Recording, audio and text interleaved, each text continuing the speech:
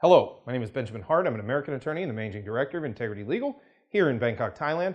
As the title of this video suggests, we're discussing the K-1 Fiancé visa, and specifically we're discussing the meeting requirements and the exceptions thereto. There's another video on this channel which specifically discusses the meeting requirement and drills down to that in a little bit further detail.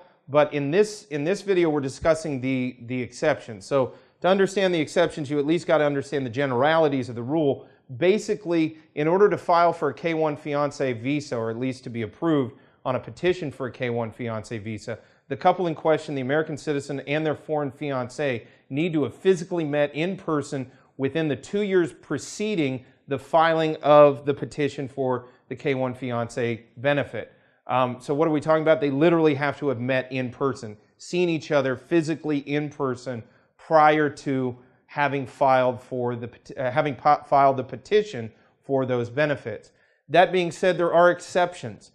Certain religious groups have arranged marriages where they do not, the bride and groom do not meet each other prior to the actual wedding and prior to being wed. And in those circumstances, USCIS does understand that, and there are certain ways in which to go ahead and get the meeting requirement waived. That being said, getting a waiver of the meeting requirement is extremely difficult. Another one may possibly be physical disability. I have dealt with a case personally where it was a disabled American veteran, and he was highly disabled, quadriplegic in fact.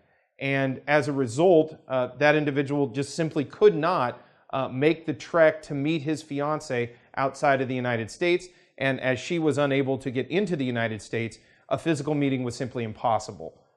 So in that circumstance, you know, the issues were explained, and USCIS did make an exception to the meeting requirement based on that good cause and the showing of that good cause.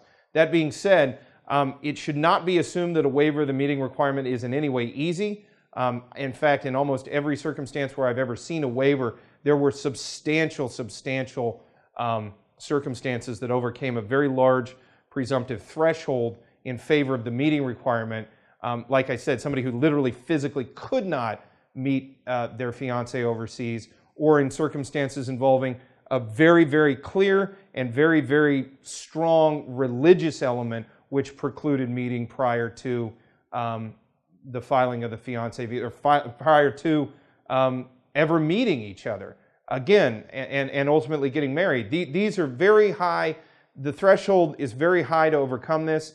The evidentiary documentation in these cases, you know, it looks like a phone book. It's a lot of evidence to prove up the reason why an exception should be made to the meeting requirement, because I think the INA, the Immigration Nationality Act, and the immigration officers associated with adjudicating these cases take the position that, look, you got to be genuine in your intentions, and one really good indicator of genuineness is having taken the opportunity to in fact meet each other. So again, the thing to take away from this, there are exceptions to the meeting requirement, but they are rather few and far between, and it should not be assumed in most routine cases that one is going to go ahead and be able to get an exception to the meeting requirement in a K-1 Fiancé visa context.